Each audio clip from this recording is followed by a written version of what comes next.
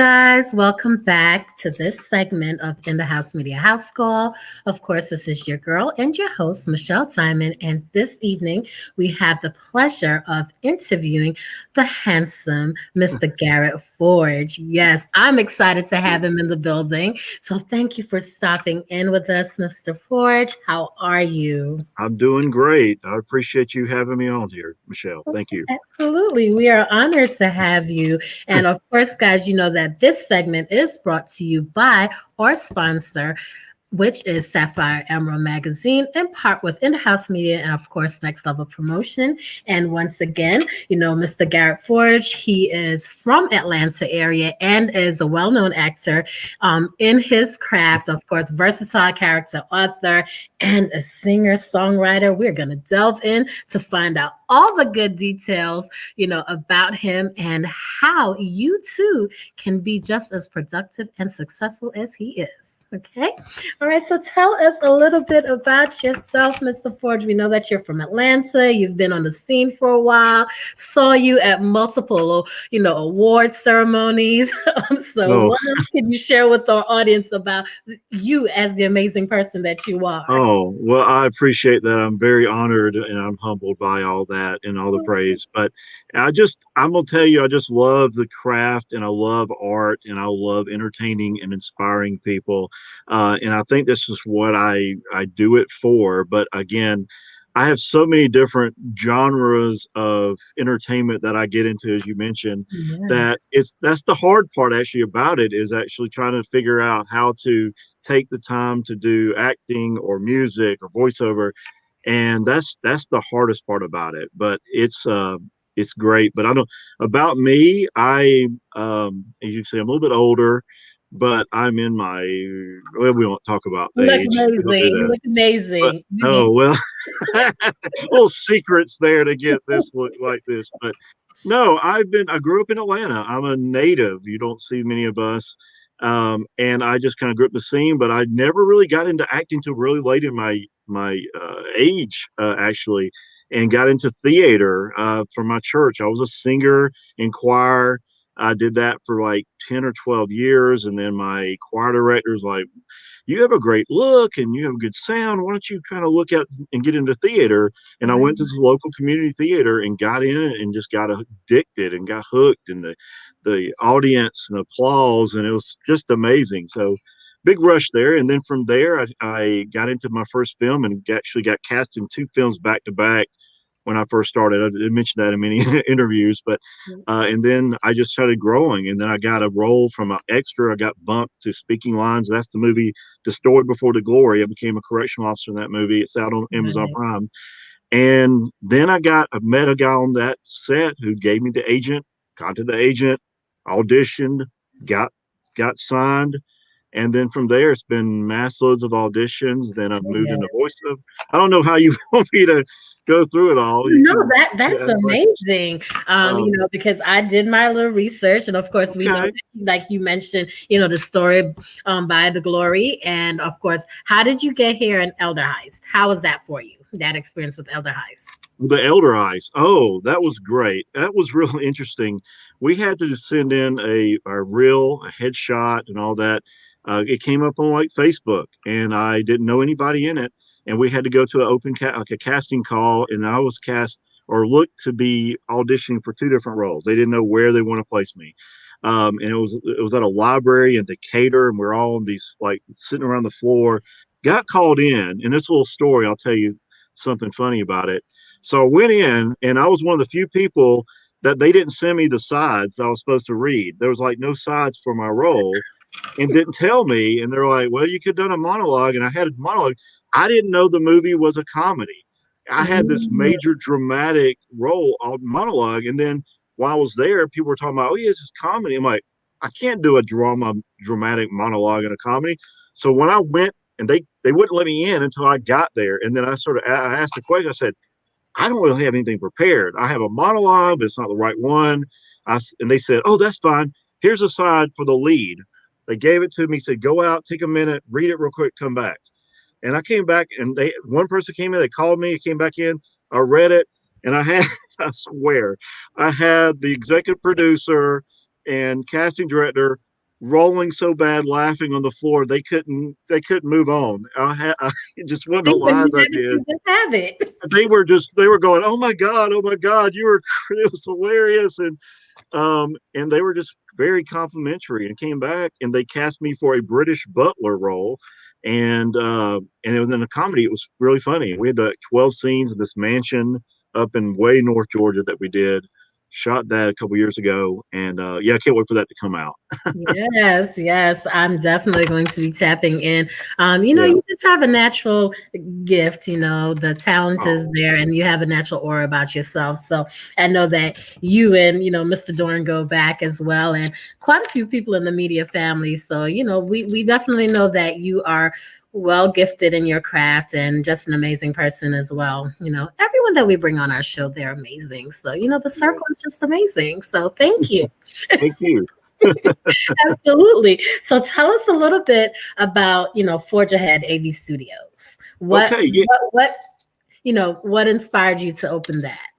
I think what it was, and I started learning the voiceover training. I started taking that many years ago. I did my first commercial. I did multiple cable commercials I want to say about 8 or 10 years ago. And I started feeling like I love this. So I started doing a little more research and taking classes and webinars and all that. And I'm sitting there looking at myself only right now. I don't know why, but so I, but yeah, when I started taking the classes, then I started getting a little, I felt I had more experience behind it. I started doing this thing called um, Voice Bank, and then I did voices.com. This is one like a pay to play site. And then from there, I just had this idea, and I saw that there really wasn't any like beginner voiceover training. It was real expensive. And I said, I kind of know how to put it all together. And then I started researching and learned how to do a Zoom class. And I created this Zoom class and made a PowerPoint and created video. So that's when I kind of built my studio, and then created this class called How to Get Started in Voiceover. And it's like a 44-minute video. It talks you through everything. It's real detailed and descriptive. Like you can get started in voiceover from that class. But then I started additional classes to help them one on one. I'll learn their voice. I'll learn from what kind of genre of voiceover, because there's multiple. And then I took some I got on an email alert thing for Atlanta Voiceover Studio, which I've been there too. And they had a list of all the agents. I started researching. I'll create a spreadsheet. So that's like my fourth level.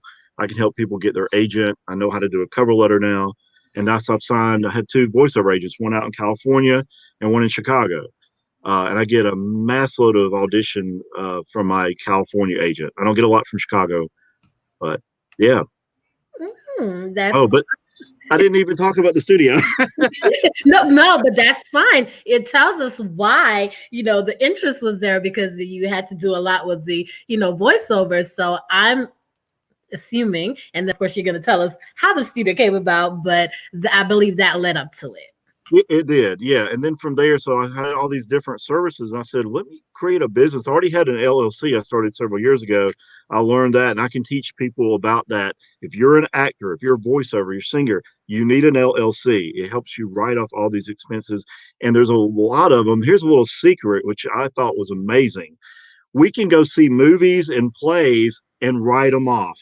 Those are expenses. So anything is entertainment, TV station, like when you get a TV subscription, that's a write off. So I took that, and then I created this little studio when I had my studio, and then now I do songwriting. I can do consulting. It's not part of it. I learned how to do actor reels just from Awesome. learning a software. I do voiceover reels and so much more. It's all on my, and I'm in the middle of getting my new website created at Forge Ahead Studios, avstudios.com. Um, and there, it's in the process. So it should be coming soon. I'll be posting about it. And you can make appointments and all the payment. You can make payments through there as well. I got that e-commerce set up as well. Wow, that's awesome. Okay, Yeah. so you have the e-commerce merchant services going on, so that's amazing. Hmm. So I also, since you delved into it a bit about the voiceovers, I also read that you were the voice behind the American Civil War, and a few with Shadowwood. So how was Yes. that experience for you? Oh, that was very cool. Again, voiceover is a single kind of person. You don't have a director sitting there other than director if you send it. So I did the Civil War docudrama called American Civil War, You're in Your Own Words. And I played 7 different people. So the guy, the director, and he was actually, his name's Abraham Chin. And I don't know what kind of project, but it's supposed to be massive. He has over 200 voiceover artists that's in this film that Wow. he's doing. And it may turn into a series. But I, I was actually General Custer and the governor of Georgia during that. Oh, Uh, wow. thing. Those are to the voices. And he sent me like he would say, I want you to do it this kind of way. I want to send you a video of somebody I want you to look up and kind of learn it and get that personation of that voice. And so he would send me these videos or he would tell me to look up somebody and then I would have to read the narrative or the document using that accent. Which again, some of it was my Georgia. I do every variants of Georgia from North, Middle, South Georgia, and then I had to use one little bit of Irish and a part of one as well. Um, Mm. but yeah, and that was cool. And then the one with Shadowwood, that's out of England. So a guy hit me up out of the blue and asked me would I like to be in their Shadowwood audio drama, and I ended up doing 2 of them. One was a British role, one he wanted American, and it was cool. They added sound effects, and it was like a story, and so it was cool. I did it all here in my studio. So Awesome. That's the yeah. reason for the various accents. So, can I put you on the spot? Can you give me a British accent? A British accent. I can speak a little bit like this. How are you doing, Michelle? I'm Oh, I'm very well. I actually have an audition coming up that I have to speak a little bit old English accent. oh, wow. Yes, that is so true. A lot of people, they hear the British accent and it's not. So you have the main British, and as you mentioned, the Old English. So there's a Old little bit English, of, yes. yes, too. So I heard it. I was like, oh, Yeah, turn a little bit in there, but yes, I love it. yeah. That's great. So tell me, how was it for you? I know you've been, nominated for multiple awards. I know you've met my aunt in the same circle, Charmaine Grant, Styles by Char, and quite a few, Marie Richards, Yeah. so our circle is there, and we've met before and so forth. ATL's hottest actor, TV film. I think it was 2018, 2019 as well. Mhm. And how was it for you for the Rice Awards, which was 2019? How did you feel about that? Because that was a little bit different with film and photography. Yeah, it was a different, I wasn't expecting that at all. It was more of a community services to people who do things for the community. And I'm sitting there going, I give money and I kind of do something in the church and whatever. I haven't been really on hands on as much as I probably could be when I have more time, which I'm hoping to do. But yeah, somebody nominated me for it, and they contacted me, and I came to and had a tuxedo and it's a big banquet. NBC, I think the NBC News was there, the local news, Yes. and it was exciting. But I didn't win, but it's okay. It was But just that's great okay. to You were be nominated. nominated, and No, we're not doing it. it Yeah, was great. So that's amazing. yeah. Because this goes to show that your work and your reputation speaks for itself. So even though you feel that you weren't as active in the community, they still felt that your contribution through your art was Oh, worthy of being recognized. So that I see that because you're just such a humble soul. So definitely. With that, you know, you started out as a young age, at a young age, basically, acting, and you are also a singer slash songwriter. So, and you have, music out right now on mhm, all platforms. So tell the right. audience a little bit about that. What is your love for music? What started you in that? You did mention church, and Yep. what is your favorite genre? Well, right now I've got to say country because that's who I've kind of been, and I'm a Georgia guy, and I'm a Southern gentleman, as I used to call myself. But I do love, like, I grew up in the '80s, so I was a big heavy metal, hard rock music fan Oh, back then. But loved, and I'm not making this up, loved R&B, seriously. So I listened to all different mixes of genres all in there. I was like, pop was always there, R&B, hard rock, heavy metal. I went through the whole spectrum, and then country. I didn't really listen to a lot of country growing up. It just came into like late 80s, early 90s, and I really started liking some of the Garth Brooks, Alan Jackson, Mm. Clint Black, that era. And that's kind of where my music, I think, tends to lead toward. People tell me I have more of a classic country, either voice or style. And so I kind of want to bring that back. I want to differentiate myself from, all the modern bro country and all that kind of stuff.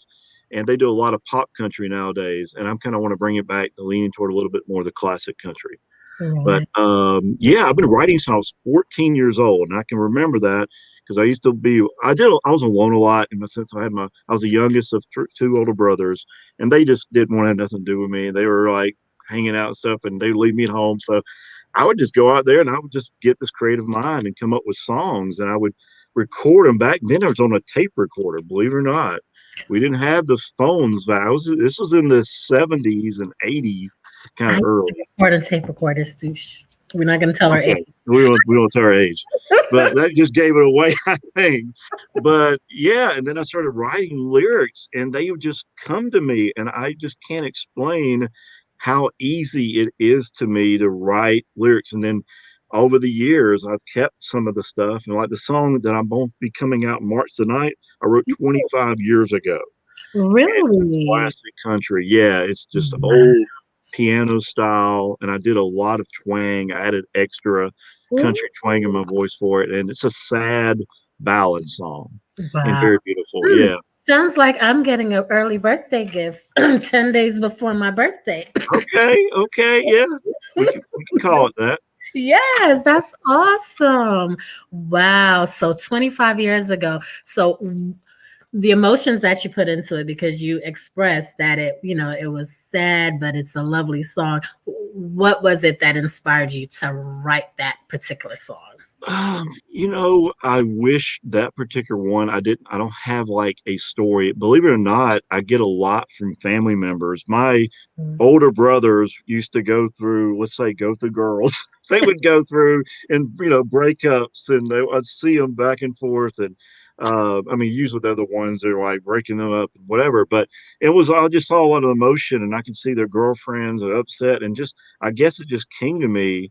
And when I started hearing this song, which I did rearrange, by the way, I found a piano, and I rearranged it from my original one because I just thought this piano sound was just beautiful. And it just comes deep. I'm a deep guy, actually. I got a heart, and I have a lot of emotion. In watching movies, sometimes some tears can come up a little bit, but it's just I love to tell stories, and country music is the way you can tell stories. So that's part of it, and then also just letting people think about things. I have another second. I have 5 albums lined up, by the way, and I have a second album that's going to hit on a lot of emotional things from a lot of people deal with, from domestic disturbance to suicide, Mm. depression, alcoholism. All that's going to be songs in my second album coming out. Mm. But and then I get a love album, all love songs. I got a Christian contemporary one a little bit too that I do, Oh, and then I'm doing a rock one. Yeah. so with the okay, so you just tapped into something. You said the mental awareness, because I'm a huge advocate as well as an activist for mental awareness, Hmm. mental health. And I have a site dedicated to that, and I'm working with a few other people that are on the platform about mental health. So that just made me go ding ding ding ding ding. When is Yeah. that one coming out?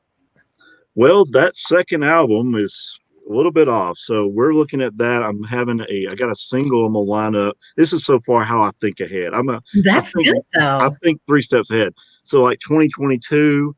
That album will probably starting to drop in maybe second, third month of 2022. Depends on how much time I got, because I've got a song coming out pretty much almost every month this year, Wow. including a new Christmas song that I want to put out, and a beautiful one.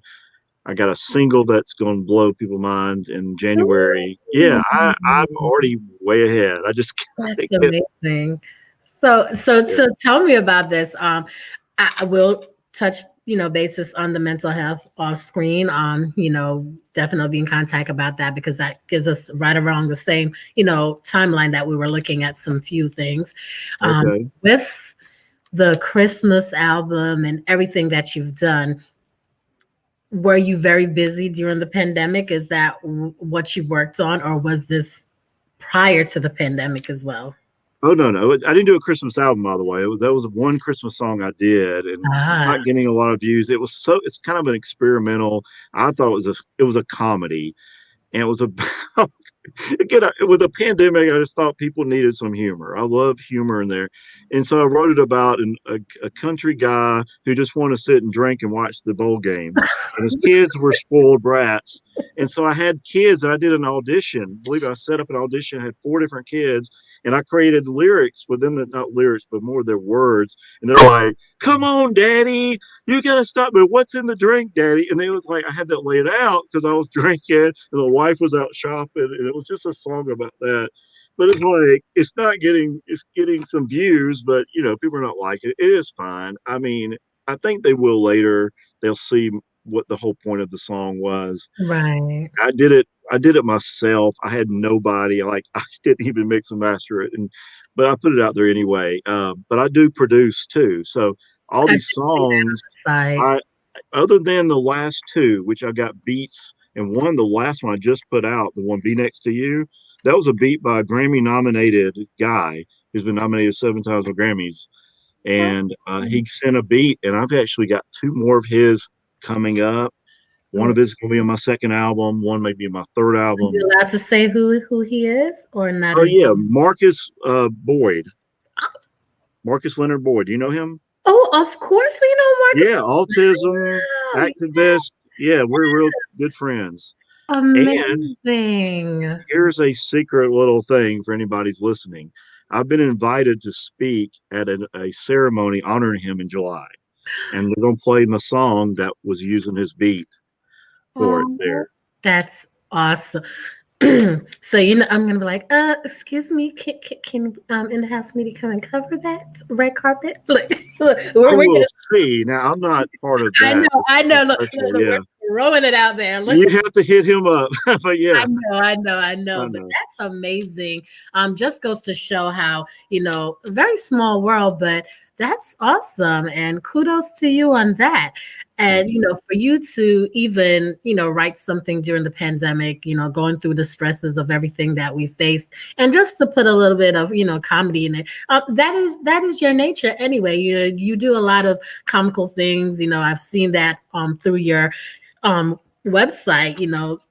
You you are a comedian also, so Well, why not? You have to yeah. stay true to self, and it kept you busy. So what we're going to do, though, we're going to hear a little bit of a word from our sponsor, and then we're going to come back to the viewers that are here and to those that are just joining us. We're going to come back and we're going to talk a little bit more with Mr. Garrett Forge about all the amazing things that he's been doing and what's to come. We've heard a lot about the music, a lot about the acting and the voiceovers, but I just want to dig a little bit further because Marcus Boyd, wow, just amazing. So here's a word from the sponsor, and we'll be right back.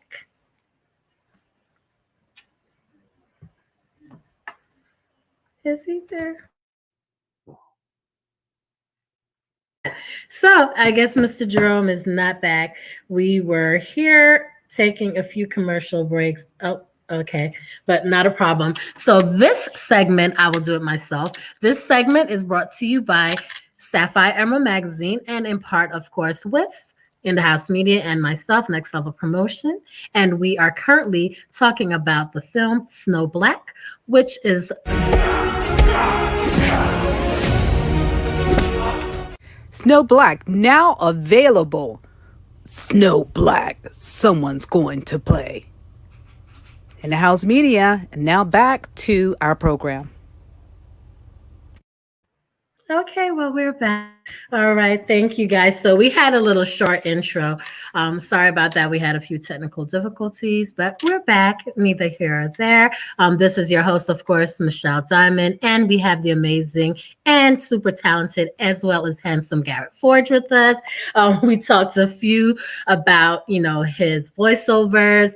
He is the owner of Forge Ahead AV Studio. So anyone out there that's interested in, getting into the voiceover market, this is your guy. Contact him. He does amazing work, audiovisual, anything of that nature. This is your guy. And of course, check out his songs. They're out on all platforms. And as he said, he has quite a few out, and you can expect more. Six. Six to be Six exact. singles now out, but yeah. Are they out on all platforms? Well, the new one is probably just on Apple, Amazon, iTunes, YouTube, but they usually takes them a couple weeks, but they may be. Yeah, they're coming out soon. Yeah. Awesome. And if you could share with our viewers exactly where they could find you, GarrettForge.com and on your Instagram and on your Facebook, if you could just share with them to let them know where they could look you up, especially for Forge Ahead Studios. Oh, yeah. Well, you said GarrettForge.com. That has a lot of information. I will be creating my website for Forge Ahead AV Studios. It's just AV for audio, video. But also I'm on Instagram, actor Garrett Forge. I have another one, model Garrett Forge. I used to model. I did New York fashion show one time. I don't know if you know about that. And some other shows for charity. I did several for charity as well. But also Facebook, Garrett Forge. That's 2 R's and 2 T's. Everybody wants to take that last T off for some reason, but it's 2 T's. And then I'm on IMDb, just Garrett Forge, and also YouTube. I've got 2 YouTube channels. I'm gonna try to blend them soon, but right now it's just Garrett Forge. You type it in, you'll see the one for music. It's got all my songs. I do have a music video. We shot that early in 2020 for my song "Between the Lies and the Tears." So we did that one. That's from Barrington Marson. He shot that for me. But I meant to bring up in 2020, we released a big, huge single, "We Will Rise Up," and had Danny Nicole, and it's a gospel pop song. Wow. It's about the pandemic. It was going on through all the protests and everything. And it was just bringing love and God back and saying we need to love each other. And the lyrics all bring that up. And I wrote that originally as a political campaign song for a guy, Robbie Wells, running for president. And then when I started producing in the studio, we decided he already had backed out of the race. So we changed the song up, tweaked it a little bit, got a studio in Covington to kind of produce the music. I got a singer, Danny Nicole. I got both engineers. I had to go to the studios. I set them up, and we put that thing out, and it started having some good views, and then it's just kind of down. But it's one of the most incredible songs, and it's like people are not hearing it. And everyone I've heard it just thinks it's the most amazing, beautiful song, and I do too. But I don't know what's happened. But you need to go listen to it. "We Will Rise Up," Danny Nicole. I produced it and I wrote it. Okay, so you heard, guys, "We Will Rise Up," Danny Nicole, and of course, co-produce Garrett Forge. So yes, absolutely amazing. All right, so tell us. So you told us about the songs. We've heard about Elder Heist, "How Did I Get Here?" That story by The Glory, and the web series, the Unsuper Heroes, and That Life 3. So tell me about the Unsuper Heroes. Yeah, I don't want to talk about That Life because that was so many years ago. I don't even know if you can find it anymore. I just did a scene in that one. But the Unsuper Heroes was funny. It's kind of in a corny, cheesy kind of way, but it was done with like a suspense thriller kind of theme to it because they had that that music, that and so I played a paranoid guy working for the mob in this thing, and I brought on, and these are about 2 guys that they wanted to be superheroes. They decided they're going to wear costumes and go out and try to save people's lives, and they didn't know what they were doing. And then I'm coming around, they happen to come upon me, and I just killed somebody. And so they're chasing me, and there's a kidnapping. You'll see all that comes up in a thing. And I was supposed to be a little bit nutty. So it's not supposed to be straight drama. It's just a little bit comedic. but has that suspense thriller kind of thing to it. But that's out on YouTube. You can see it six episodes.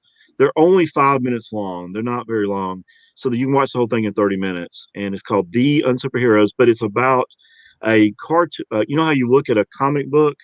It opens like a comic book page, and then that becomes real life, and then the show comes off that comic book page where it starts and ends with a comic book page.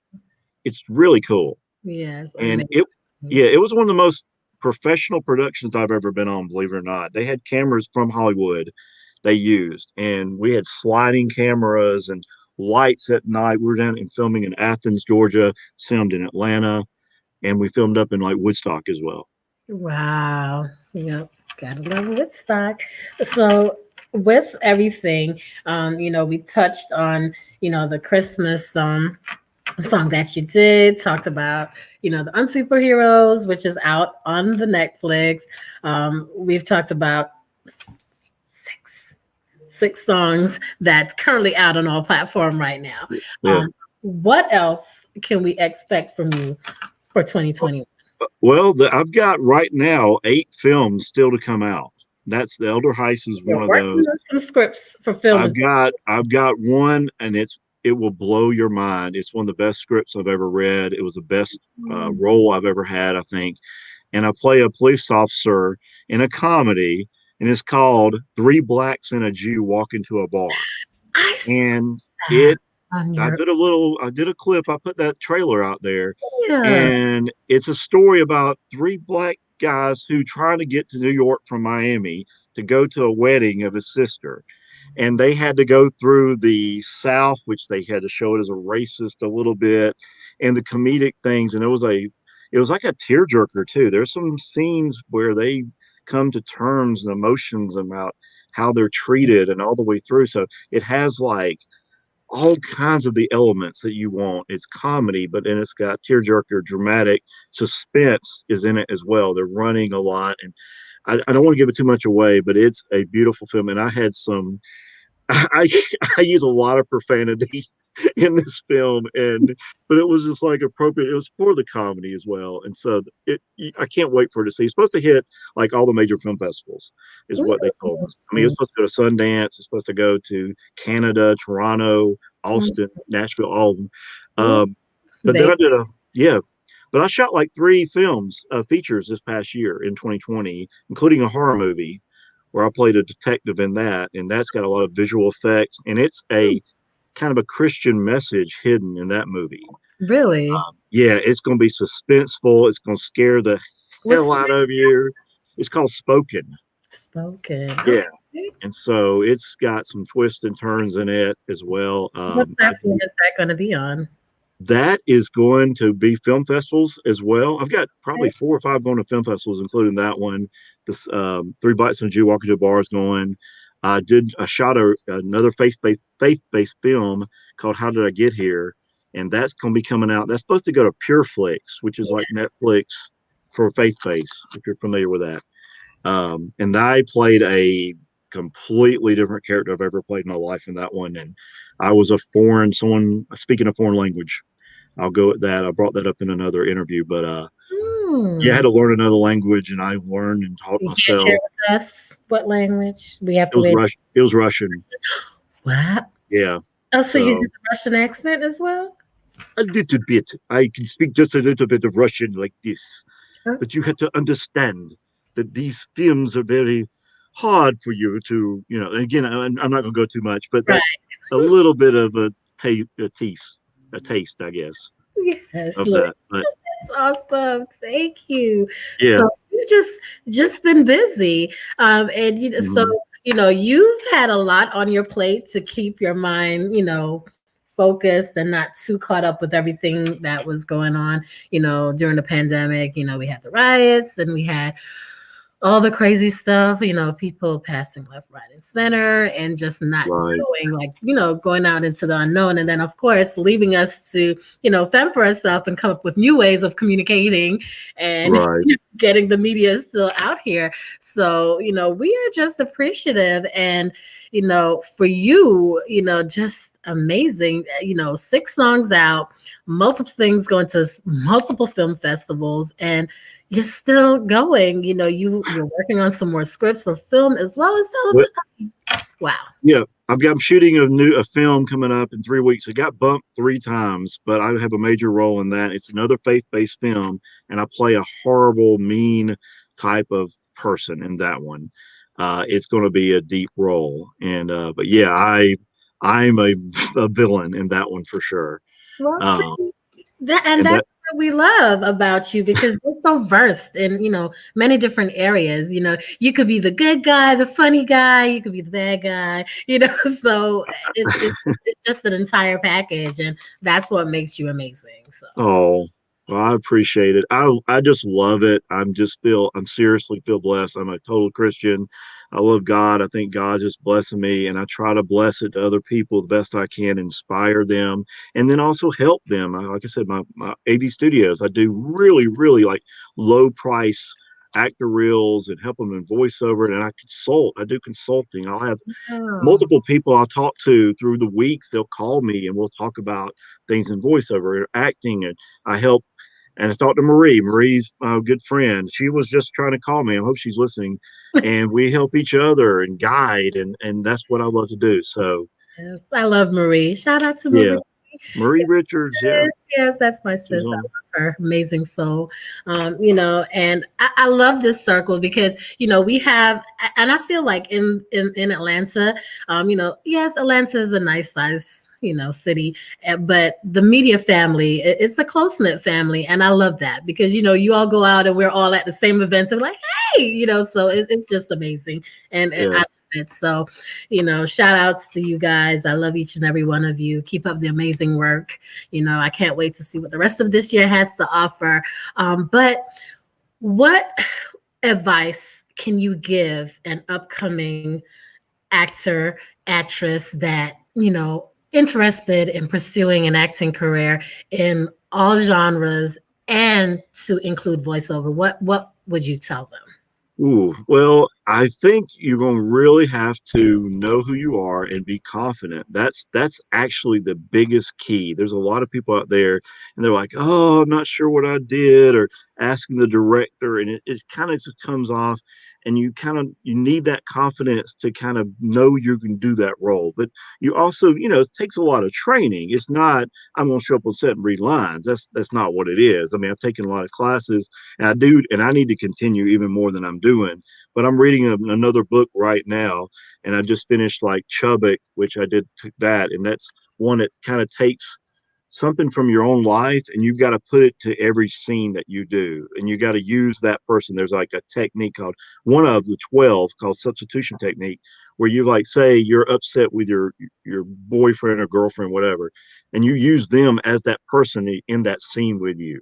And so it really brings you out and pulls that deep from you. And you can tell from that than someone just reading. But anyway, no, it takes a lot of training, and don't rush. Take your time. There's a lot of student films out there you can do. Start, go do some background. Just get a few in. Don't do a lot. Get comfortable with set, terminology, with the people. Be professional. That's another thing. People think they're just going to do what they want. They're not going. They're mad because they got to wait longer. You're going to sit for hours, and you need to love it and enjoy it. If you don't want to do it, this is not for you. But it takes time. It takes networking, marketing. There's a whole, Yes. like I could teach a class I want to about all Yes, the steps. you should. Yeah, well, I got too much on my plate, but I'm here for consulting, and I'll do Mhm. that as part of a service for anyone. But yeah, it takes time. Just take one step at a time. You start building your resume, and then it takes a while to get the reels. That's major important Yes. nowadays to get a reel, and you can't just do a role and then think you're going to get the reel the next week. No, it takes sometimes 6 months, maybe even a year, and then you Right. got to get it. And then, like I said, if you want to get a reel, I can help you create the reel and edit. But and then build off that, and you'll get an agent. You don't need an agent at first. Get some experience, get some films behind you. You'll know when you're good. They'll tell you. You'll get called. Next thing I mean, I turn down roles left and right. I mean, it's a lot. There's a lot of unpaid work. Expect to do a lot of unpaid work. That's one thing. When you first start out, first year, You're building. You're building. Don't expect to be paid because you're not good yet. You're not established. And I got to a point where I'm going, I get so many roles on audition that I have to turn down. I don't want to do unpaid work. So I just hold out for the right roles and they come. Yes. So yeah. And how important is it for someone to have a proper headshot? Oh, major importance, as much as a reel. But yeah, you need to get, and you can't just show up and it's not a portrait. Understand, you're in a role. You are, when you do a headshot, you're coming in as an actual character. So if you need to know kind of what your look is, if you don't know, talk to people, talk to strangers, ask them, what kind of role do you see me in? Take that and use that for your wardrobe, for your headshots, because that comes in. Do you wear a suit? Are you an attorney? Or are you a bad guy? Leather jacket, that kind of thing. And the color schemes. I mean, there's a lot to it. So if you do your right research and you figure out types of characters, then your headshots will frame it. People will see you as that, then they'll cast you as that. And that's how it kind of rolls. Amazing. So, other than that question, if you could give any advice to your younger self, what would that be? Oh, probably to get started earlier than I did. But I'm gonna tell you, God is the person who I feel is kind of directing us in our path all the way through. Is how I believe it. So, in a one sense, I think God needed me to go through my regular work life and all that, and then realize later on, I don't think I didn't have the confidence. I really didn't. There's a whole storyline. We can do that another time. Just from growing up, I was bullied. I had some bullies. I didn't have the best. If you saw what I used to look like, I was really, really skinny. I had really red cheeks, curly hair. It was scary. And I kind of developed, and then I didn't really build confidence till later on. And then when I did, it's like exploded, exploded, especially on stage. I just like, I love this. And then I was like, I'm going to conquer the world. I mean, and then I'm not saying I'm there yet, but I've got so many other goals and steps to go. I mean, it's like a year or two from now, I still got many more goals to accomplish. Yeah. Awesome. That's awesome. Well, we are just grateful to have you in our circle and, even having you grace us with your presence on this platform to share with us as well as the audience, a little sneak peek into who Garrett Forge really is. Of course, we see him in film, we'll hear him, through music, but the personality and just to see him right here, just another way of tapping in. And we just want to say thank you for gracing us today. And, we look forward to everything that you have coming up. The six songs that are out there on all platforms. Make sure you tune in. And of course, he's still building some things to the site, but you could follow him on Facebook as well as Instagram. Very simple, Garrett Forge, actor Garrett Forge. He also has a model page if you want to check that out on Instagram.